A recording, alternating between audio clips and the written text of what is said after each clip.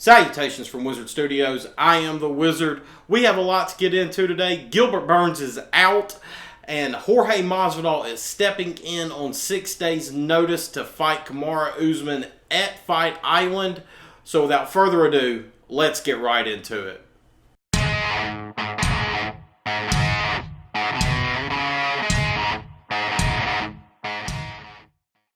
You heard it right, folks. Gilbert Burns is out. He has health issues and he will not be able to compete at Fight Island. So guess what? The master of disaster himself, Street Jesus, Jorge Masvidal, is going to be stepping up on 6 days' notice after everything that he's been through with the UFC. He is going to come in and save the card and be fighting Kamaru Usman. I mean, we couldn't ask for a better, scenario. I mean, you couldn't write this up any better. I can't believe it. So, Jorge Masvidal will be stepping in. He will be saving the day. He is going to be facing Kamaru Usman. Like I said, that fight will be happening if he's already passed. They both have already passed one test. One, hoo-ha test. Now they have to pass four more tests. If they pass 4 more tests, they will be able to compete.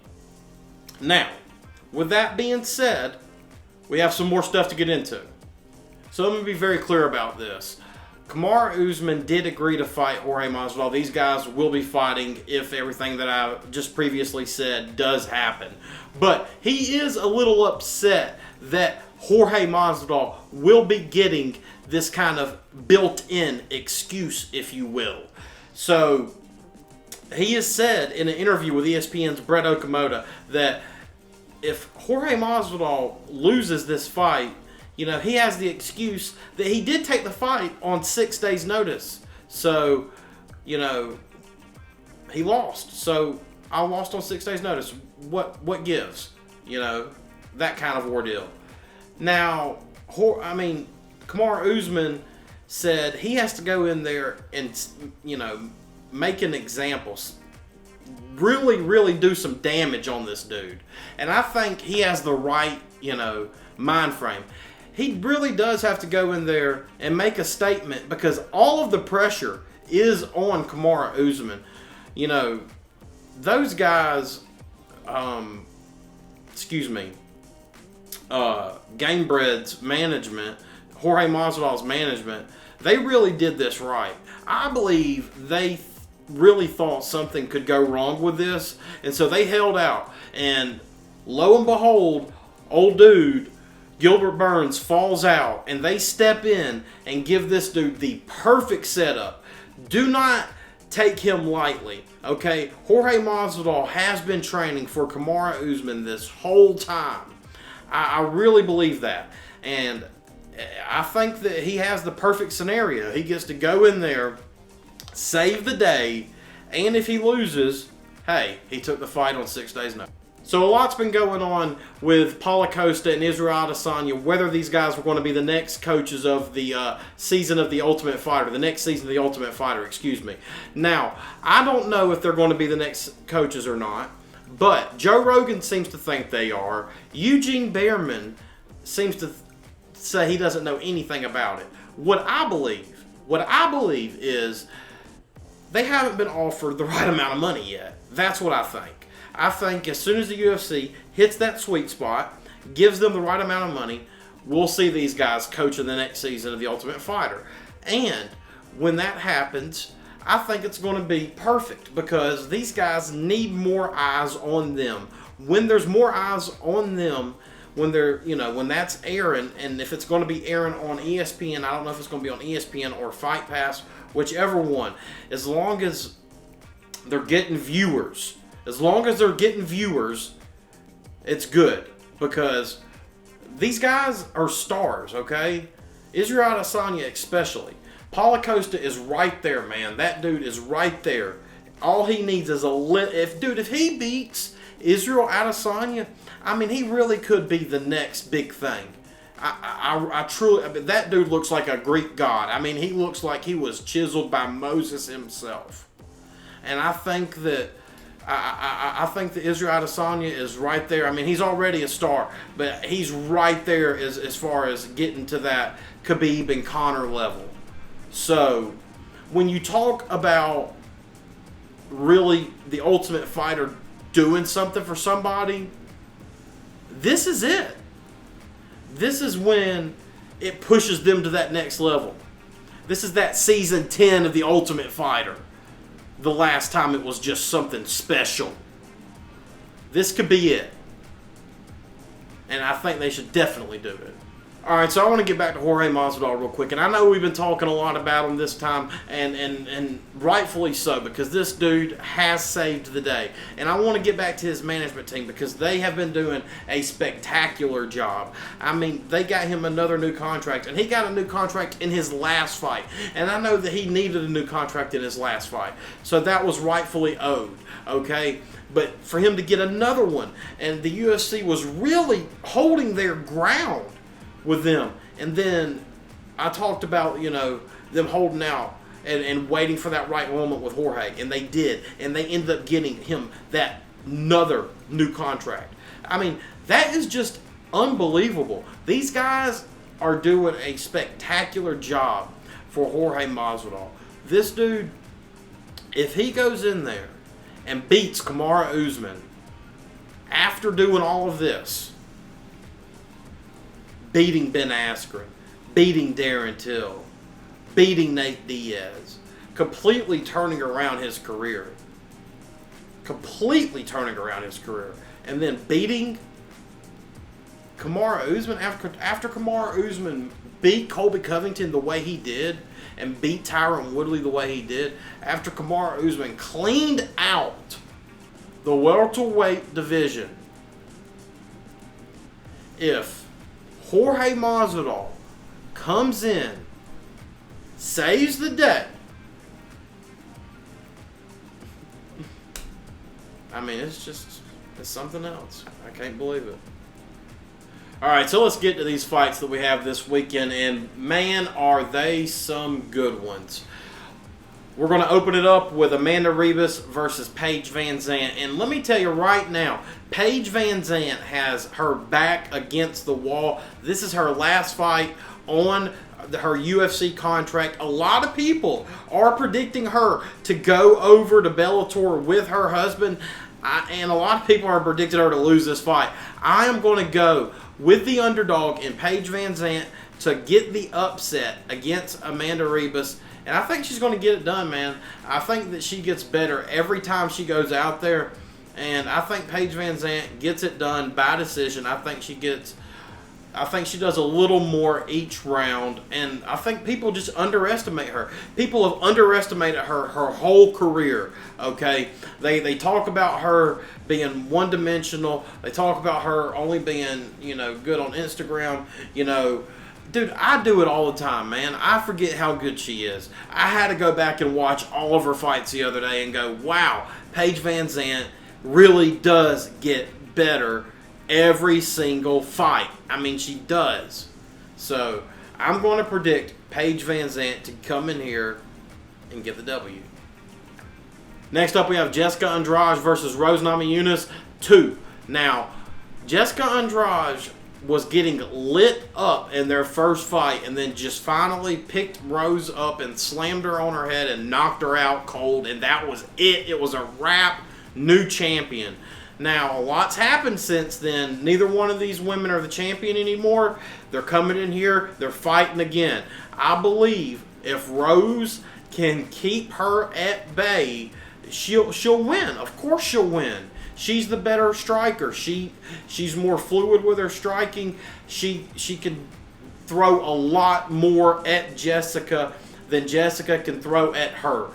But if Jessica can get her hands on Rose, she's the stronger. But the thing is, just because she's stronger and just because she does get the fight down there doesn't mean she's better down there. That's what people forget. I think that Rose has better jiu-jitsu than Jessica Andrade. Just because she gets the fight down there, I mean, she'll have to knock her out by slam again. That's what I believe. I believe that she will have to drop her on her noggin again and knock her out cold because Rose's jiu-jitsu is phenomenal. So, yeah, Jessica is stronger, but she's not better than Rose. I'm not going to say that their first win was a fluke, but it was a good win, you know. She did what she had to do to get the job done, and she got the job done. I believe if Rose Namajunas is in the right mental space and stays there throughout the whole fight, she'll win.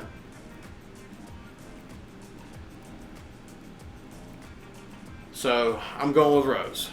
Next up, we have Peter Yan versus Jose Aldo, and I really believe that Jose Aldo won the fight with Marlon Moraes, okay? So say what you want to about him getting this shot, yada, yada, yada. The dude, I mean, come on, man. It's Jose Aldo.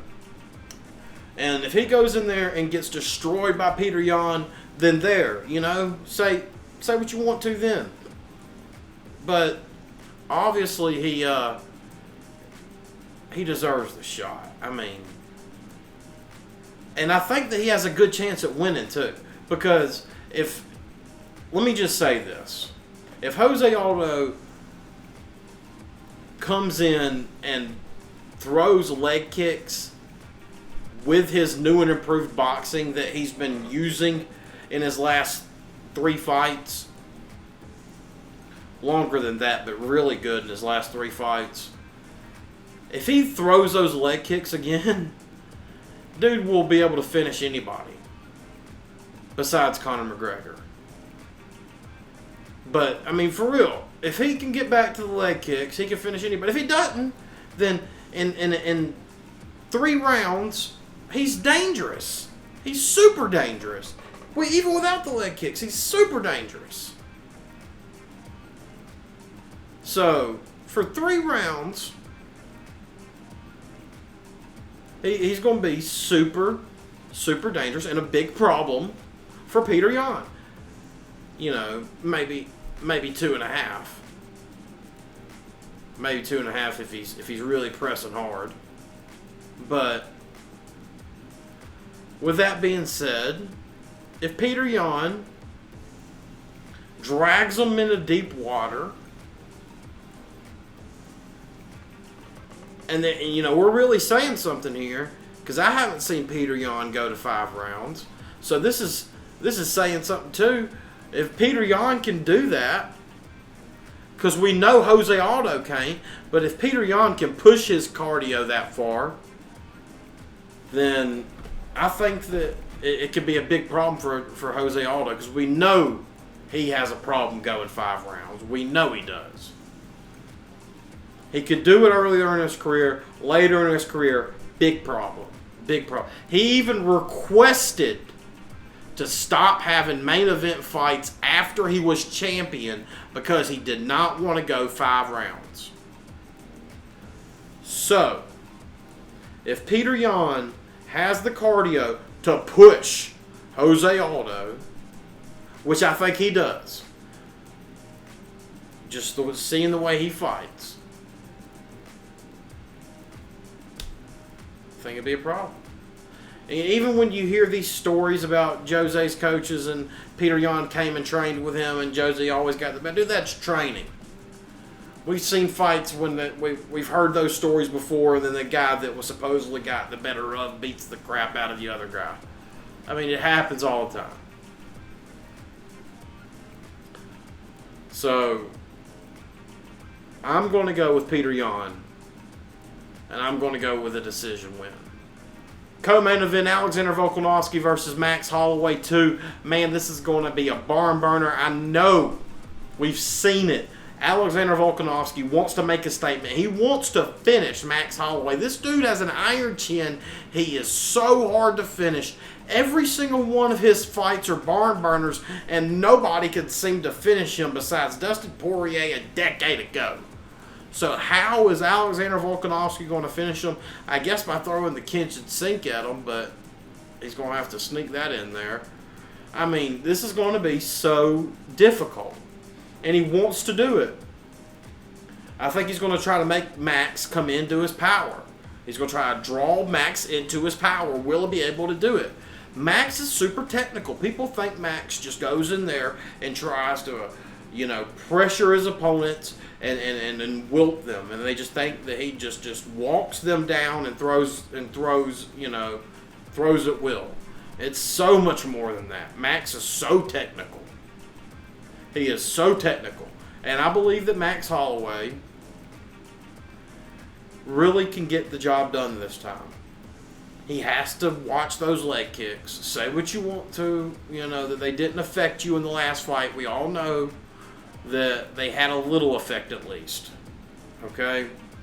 Now, can he get the job done? Yes.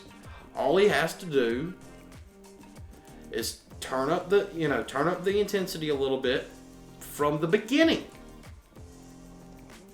Check the leg kicks. Go to the body a little more. But he has to do this from the beginning. He can't let Volko get the jump on him at the start. And because I believe Max got the later rounds. I really do. When Max Holloway goes to the body,